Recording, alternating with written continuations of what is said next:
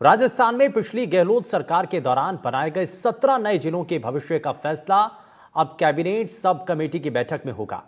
पूर्व आईएएस ललित के पवार की अध्यक्षता वाली उच्च स्तरीय एक्सपर्ट कमेटी ने सरकार को अपनी रिपोर्ट सौंप दी है और अब इसी रिपोर्ट पर मंथन के लिए सोमवार को सब कमेटी की बैठक भी बुलाई गई है। Deputy CM doctor Premchand Bairwa की अध्यक्षता में बनाई गई कमेटी जिलों के भविष्य का फैसला तय करेगी। नए जिलों में कितने जिले यथावत रहेंगे, यानी कि वैसे ही रहेंगे, या फिर कितने जिलों का सीमांकन बदलेगा या कुछ जिलों को मर्ज करने की कवायद भी होगी, ये सारी चर्चा सोमवार को होने वाली बैठक में की जाएगी और बैठक की रिपोर्ट मुख्यमंत्री को सौंपी जाएगी और इसी रिपोर्ट के आधार पर मुख्यमंत्री नए जिलों को लेकर के फैसला भी करेंगे। और इन फैसलों को लेकर के ये माना जा रहा है कि एक बड़ा परिवर्तन आने की संभावना है।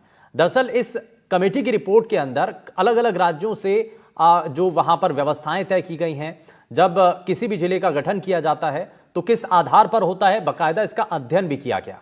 अन्य राज्यों में जिलों के गठन का अध्ययन करवाया गया, जिसमें दक्षिण से तमिलनाडु के अलावा यूपी, एमपी और गुजरात का भी इसमें अध्ययन किया गया। आबादी के लिहाज से जिलों के गठन का पैरामीटर, संसाधनों के साथ सांस्कृतिक और क्षेत्रीय पहलुओं पर भी इसमें चर्चा की गई है। अब जरा ग्राफिक्स के जरिए भी आपको दिखाते हैं कि नए जिलों पर जो सस्पेंस इस वक्त बना हुआ है, क्या आखिर उसकी वजह है।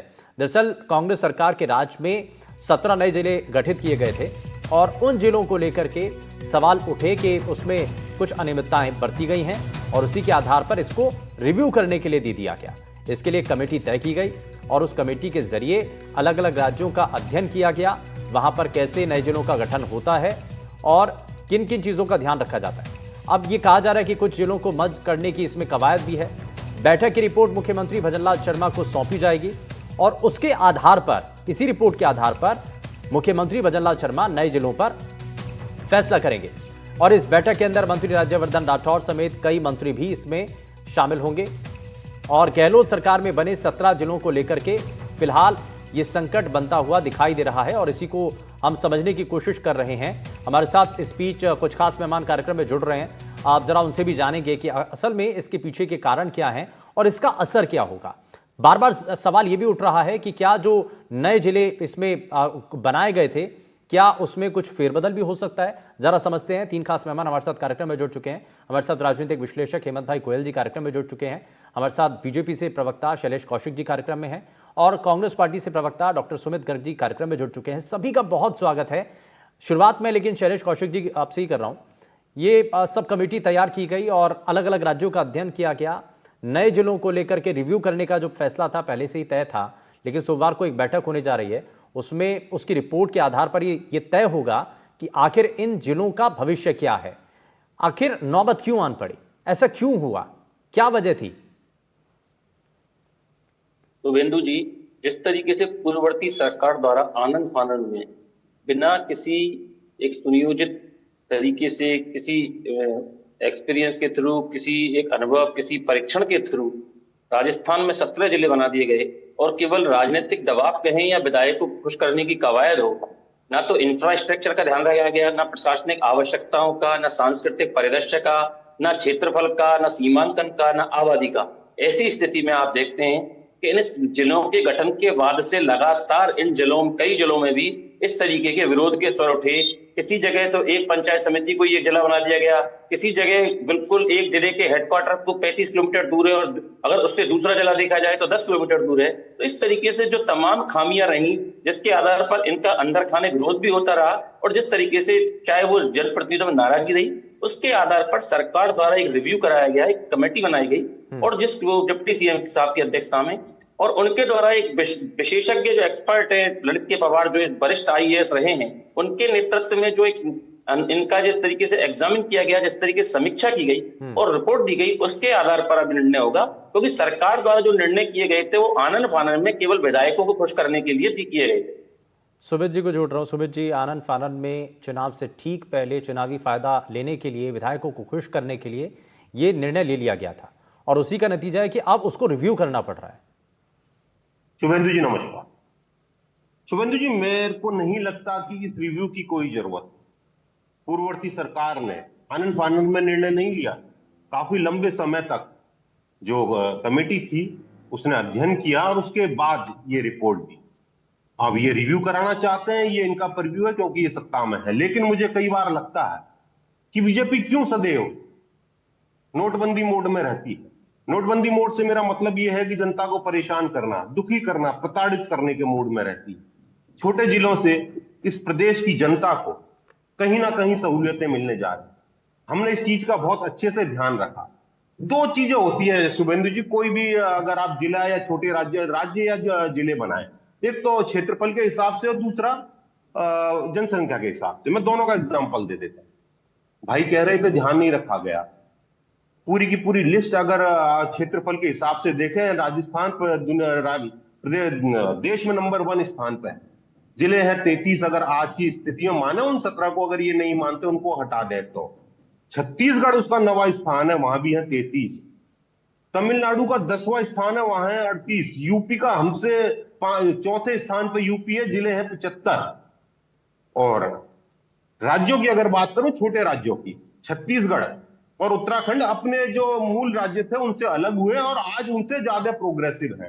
तो कहीं ना कहीं ये धारणा नहीं, ये एक सूत्र, एक अपने आप में एक नियम है कि जितने छोटे जिले होंगे, जितने राज्य छोटे होंगे, उन पर न्याय की प्रणाली है, वो न्याय जल्दी से मिल पाएगा, विकास ज्यादा होगा, जनता को सुविधाएं जल्दी से मिलेंगी, जिला मुख्यालय पर जाके अपने काम जल्दी से करा सकेंगे और जिलों को जो बजट आवंटित होगा उससे वो क्षेत्र जल्दी से उन्नति करेगा। इसके पीछे अवधारणा रहती है। पर मुझे नहीं लगता ये हमेशा बीजेपी को इसके पीछे यही क्यों लगता है। अब शुभेंदु जी इन्होंने कहा कि उप मुख्यमंत्री जी की अध्यक्षता में कमेटी बनाई है। मैं कह देता हूं आपके चैलेंज के साथ, दावे के साथ कह रहा हूं कि सबसे छोटा जिला अगर कोई है, दूदू है।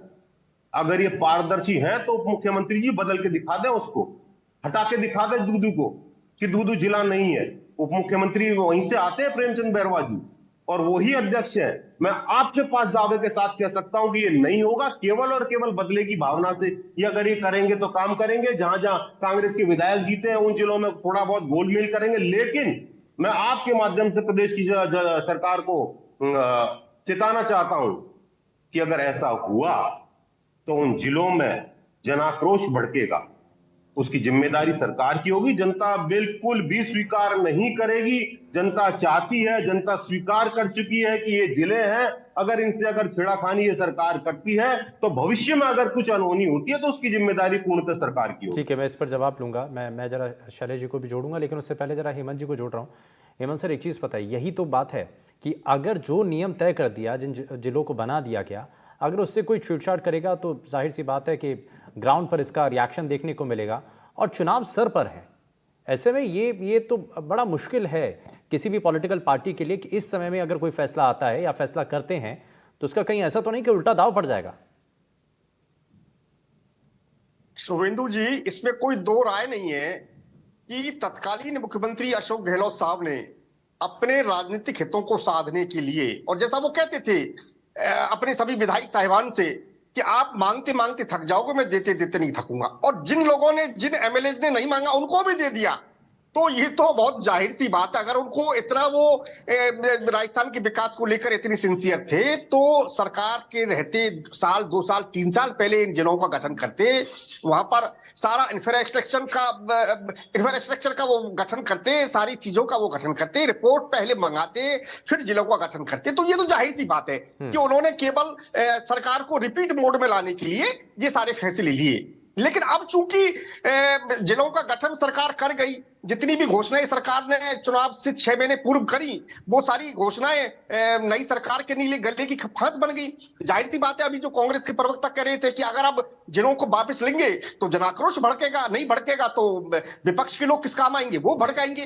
तो लेकिन अब जब हाई लेवल एक्सपर्ट कमेटी उन्हीं ललित पवार की हेडशिप में बनाई है, जो ललित पवार अशोक गहलोत के बहुत नजदीक के अफसर होते थे, अब उन्होंने जब जाके गुजरात वो गए, यूपी वो गए, एमपी वो गए, तमिलनाडु वो गए, तमाम सारे फैक्टर्स को मद्देनजर रखते उन्होंने सारा एग्जामिन किया।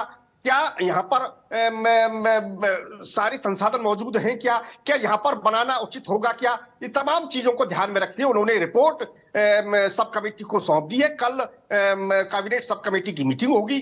और अभी जैसे कि कांग्रेस के प्रवक्ता कह रहे थे कि हिम्मत है तो प्रेमचंद बैरवा दूदू को जिला बनने से रोके, सबसे छोटा जिला, मतलब वो खुद मानते हैं कि सबसे छोटा जिला था, फिर भी उन्होंने घोषित किया, ये तो वो खुद मान गए।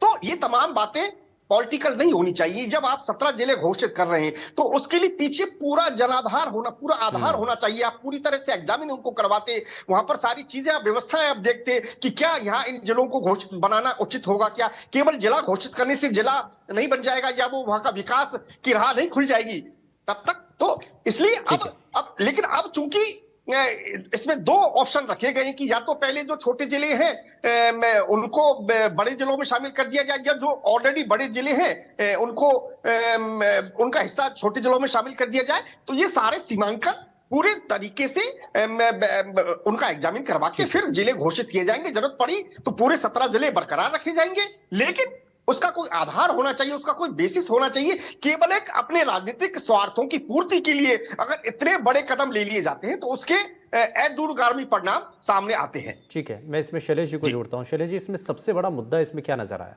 भाई देखा जाता है कि ज्योग्राफी के हिसाब से भी कि जहाँ पर नया जिला बना रहे हैं या जिसको घोषित किया जा रहा है वहाँ से दूरी कितनी रहेगी, लोगों को उसमें सुविधा रहेगी कि नहीं, कौन कौन से संसाधन है, इसमें सबसे बड़ी खामी आपको क्या नजर आई? और किस जिले के जब बनाया गया तो उसमें आपको सबसे ज्यादा खामी नजर आई?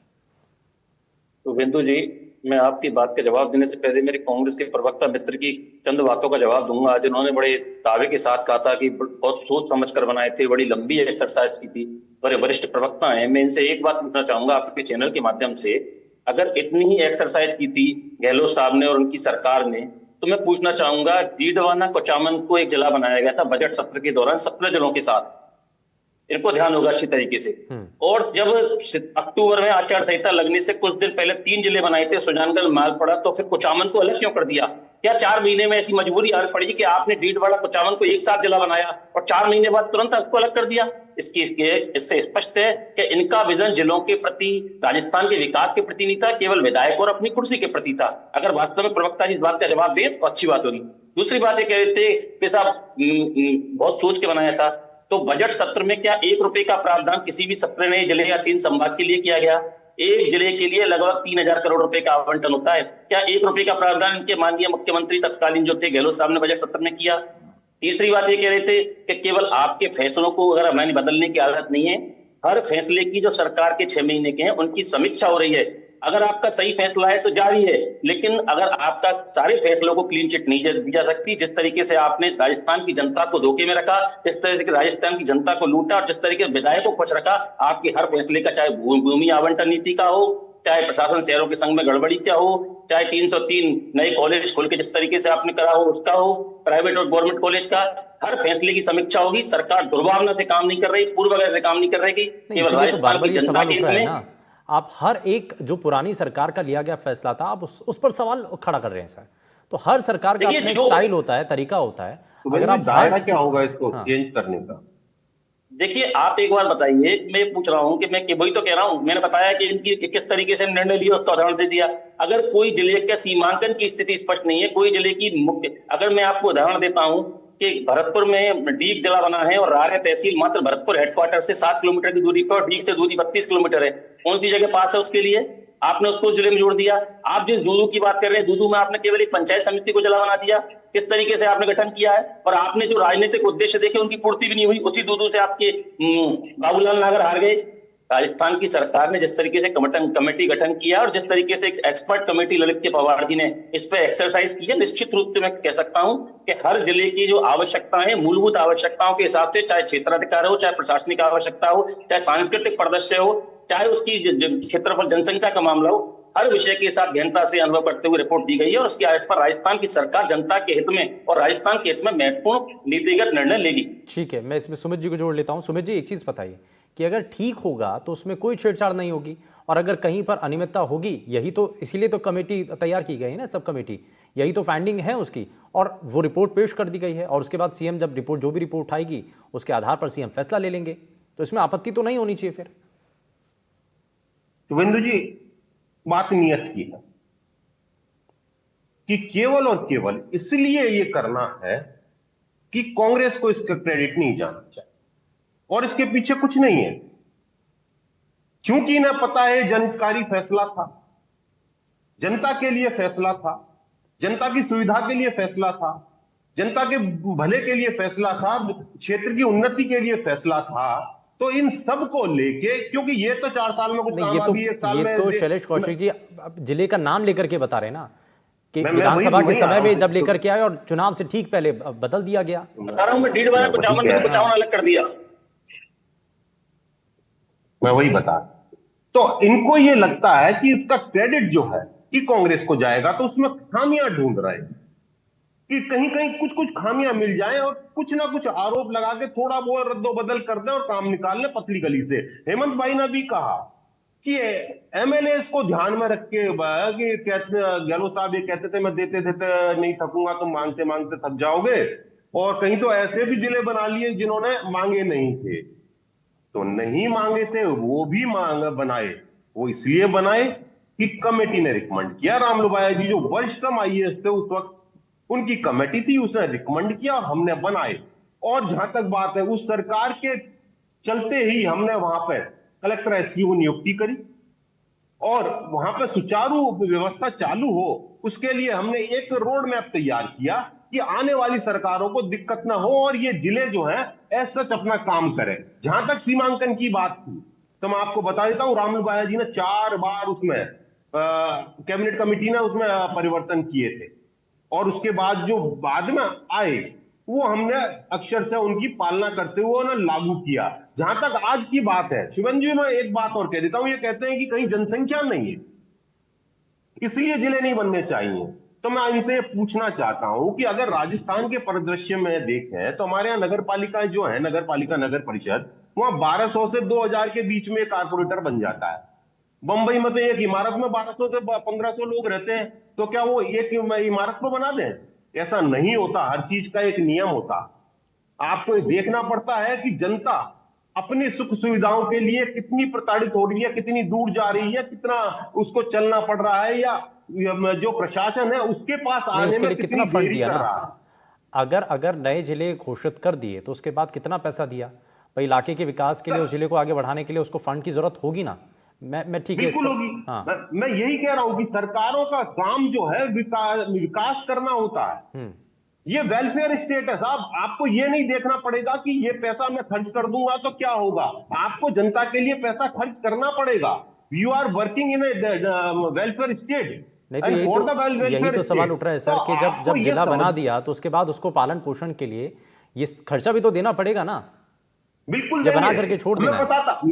नहीं, मैं बता रहा हूं कि हमने ये लागू किया था, हमें पता था हम कैसे देंगे, लेकिन ये नहीं कर पा रहे क्योंकि ये अभी से भ्रष्टाचार में लिप्त है। अरे इनके तो मंत्री आपने बजट में ये पैसे का प्रावधान किया है नए जिले का, तो बताइए सुमित जी, बजट में ये पैसे का प्रावधान नए जिले के लिए किया हो तो बताइए जब आपके बजट में। शुभेंदु जी, मैं इनके बीच में नहीं बोला, इन्होंने बहुत आरोप लगाए मेरी सरकार पर, लेकिन मैंने भी ये थोड़ा संयम रखो भाई, ऐसे काम नहीं चलता सर। आप वरिष्ठ प्रवक्ता हैं, ठीक है मैं जरा इसमें हेमंत जी को भी जोड़ देता हूं। इनके तो मंत्री आरोप लगा रहे हैं ये सरकार अभी डामाडोल है, इनको यही नहीं पता हम करने क्या जा रहे हैं, तो इनके पास फंड क्राइसिस आ गया कि मिसमैनेजमेंट है। नई सरकार से तो उम्मीद कर रहे हैं, लेकिन आपकी सरकार जब थी तो क्यों नहीं पैसों का प्रावधान किया गया था? मेरा सवाल सिर्फ इतना सा था। मैं लेकिन हेमंत जी को जोड़ लेता हूं। हेमंत जी, इसमें बात यह है कि मंशा, अब विपक्षी खेमा ये सवाल उठा रहा है कि साहब सरकार बदल गई है, मंशा खराब है, नियत ठीक नहीं है, पिछली सरकार के हर फैसले पर रिव्यू करना चाहते हैं, सिर्फ इसी आधार पर ये सब कुछ किया जा रहा है। नहीं देखिए शोभिंदु जी, मैं इस बात से बिल्कुल सहमत नहीं हूं। कांग्रेस सरकार के हर एक फैसले को बीजेपी सरकार रिव्यू नहीं कर रही है। अंतिम 6 महीने में जो फैसले लिए, तो अंतिम 6 महीने जो फैसले लिए वो तो जाहिर सी बात है कि आपने चुनावों को दृष्टिगत रखते हुए लिए थे, तो उन पर तो रिव्यू होना जरूरी है, और अगर रिव्यू करती है तो सरकार की जिम्मेदारी है। अब जो आप ये कह रहे हैं कि साहब अगर अच्छा, फिर इनको पता है कि कांग्रेस की सरकार आएगी नहीं। अरे भाई, आपको 17 जिले बनाने हैं तो 17 जिले के बातों से बन जाएंगे क्या? उसके लिए आप बजट एलोकेशन तो करते ना, बजट में प्रावधान करते। आप वेलफेयर की बात करते हैं, आप विकास की बात करते हैं, और उसके लिए पैसा आपके पास है नहीं। अच्छा, आप देख लीजिए, जयपुर शहर को इन्होंने 2 जिलों में बांट दिया तत्कालीन सरकार ने इन जिलों के गठन के टाइम। तो इनके खुद के जो मंत्री प्रताप सिंह खचरिया वो सड़क पर आ गए, उनका नहीं ये नहीं हो सकता, आप हमारे शहर से छेड़छाड़ नहीं करोगे, तो गहलोत साहब को वो वापस लेना पड़ा।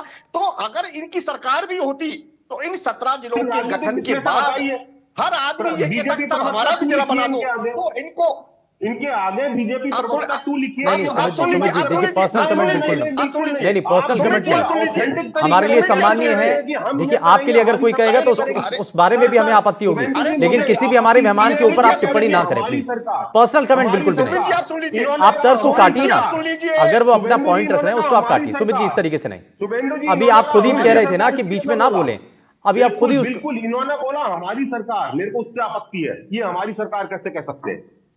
नहीं, राजस्थान की सरकार तो सभी की है ना सर, ऐसा तो नहीं हो सकता। नहीं सर, आप अरे सुनिए, ये आपकी सरकार नहीं है। अरे सुमित जी, आपकी सरकार नहीं है ये। अरे राजनीतिक प्रवक्ता हूँ, राजनीतिक व्यक्ति हूँ, मैं तो स्वीकार करके यहाँ बैठा हूँ कि कांग्रेस का प्रवक्ता हूँ। आप आए हैं, सरकार आपकी नहीं है क्या? अरे सरकार आपकी नहीं है क्या? अरे क्या बात कर रहे हैं भाई, आपने क्या बात कर रहे हैं सरकार? नहीं हेमंत भाई, ऐसे नहीं होता। ये सोच आपको मुबारक। आप सुन लीजिए, ये सब्जेक्ट नहीं है अभी डिबेट का, जो सुन लीजिए। तो मैं कह रहा था कि अगर कोई फैसले अगर सही है तो रिव्यू होने के बाद लागू हो जाएंगे, उसमें इतनी आपत्ति क्यों? अगर अच्छा फिर सुनिए, जिस तरह से अशोक गहलोत ने जिले बनाए ना, अगर इनकी सरकार आ भी जाती तो मैं तो कहता हूं हर व्यक्ति कहता कि हमारे तहसील को जिला बना दो, हमारी ग्राम पंचायत को जिला बना दो, हमारी तहसील को जिला बना दो। जिस तरह से बिना एग्जामिन कराए इन्होंने जिले बनाए, तो ये तो और बड़ा संघर्ष होता है इनके सामने। ठीक है, कोई बात नहीं, इनकी सरकार चली गई, लेकिन मुझे लगता है कि रिव्यू कराने में कोई आपत्ति नहीं होनी चाहिए। किसी चूंकि ललित की पवार भी सीनियर अफसर हैं, जैसे राम लोभाया जी की कमेटी बनी, अब ललित की पवार की कमेटी बनी है, वो उसने बाकायदा कई सारे स्टेट्स का जाके एग्जामिन किया, वहां पर अध्ययन किया और उसके बाद कमेटी रिपोर्ट सबमिट की है, तो उस पर आपत्ति नहीं होनी चाहिए। हाँ, अगर रिपोर्ट जिले बनने के बाद और कोई इस तरह की खामियां सामने आती है तो आप उस पर आपत्ति कर सकते हैं, लेकिन अभी केवल इसलिए आप आपत्ति करेंगे साहब इन्होंने रिव्यू कर लिया फैसले को, तो वो तो उचित नहीं है, ये मैं कह सकता हूं। ठीक है, मैं सुमित जी आप कुछ कहना चाह रहे हैं, बताइए, आप अपनी बात रखिए। शुभेंदु जी, सौभाग्य से कांग्रेस पार्टी ने मुझे छत्तीसगढ़ राज्य में काम करने का जिम्मा दिया। मैं आपको अपना पर्सनल एक्सपीरियंस बता रहा हूं। राजस्थान से बहुत छोटा जिला है, राजस्थान का 1/4 होगा प्रदेश, 33 जिले हैं। आप 2 विधानसभा 2.5 विधानसभा का लगभग एक जिला है, और उसके हालात ये है कि वो जीडीपी में या प्रोग्रेस में मध्य प्रदेश से भी आगे निकल गया जो उसका राज्य था। तो हमारी पीछे थ्योरी ये थी कि जनता को विकास मिले, जल्दी से विकास हो, जनता के काम जल्दी से हो, जनता जो प्रशासन के बीच में ज्यादा दूरी नहीं हो, इसके अलावा हमारा कोई माइंडसेट नहीं था। अब कुछ ना कुछ काम पार्टी करेगी, सरकार करेगी, आप उसको चुनाव से जोड़ देंगे, आप उसको राजनीतिक फायदे से जोड़ दें, वो एक अलग बात है। राजनीतिक दल का काम करता है और गिनाता है, उसमें कोई आपत्ति नहीं है, ये भी करे गिनाए, मुझे कोई आपत्ति नहीं है। लेकिन मेरा केवल यही कहना है, ये कह रहे थे कि रिव्यू हो जाएगा, नहीं करेंगे, भाई हम ये कब कह रहे हैं? हम तो ये कह रहे हैं कि बीजेपी के लोग ने पहले से ही ढिंढोरा पीटना चालू कर दिया कि हम इसे बदलेंगे, हमारी आपत्ति उस पर है। बाकी अगर ये रखते हैं हम इनका स्वागत करते हैं, जनहित में अगर इनको जारी रखते हैं हम इनका स्वागत करेंगे। ठीक है, इसमें जरा शैलेश जी को जोड़ लेते हैं। शैलेश जी, एक चीज बताइए, दूधू को लेकर के बड़ा सवाल उठ रहा है। ये कहा जा रहा है कि वो वैसा का वैसा रहेगा, उसको उसमें सीमांकन किया जाएगा या उसमें कुछ एड ऑन किया जा सकता है, किसी बड़े जिले के साथ मर्ज किया जा सकता है। बार बार दूधू को लेकर के क्यों सवाल है, और विपक्ष का भी यही सवाल है? देखिए शुभेंदु जी, जिस दिन से दूधू जिले का गठन हुआ, वो राजस्थान के अगर भौगोलिक परिदृश्य में देखा जाए तो एक बड़ा हास्यप्रद और गंभीर दोनों ही तरीके के प्रश्न थे कि आपने किसी एक पंचायत समिति को पहले ग्राम पंचायत से सीधी पंचायत समिति बना दिया, पंचायत समिति से सीधा जिला बना दिया। मूलभूत आवश्यकता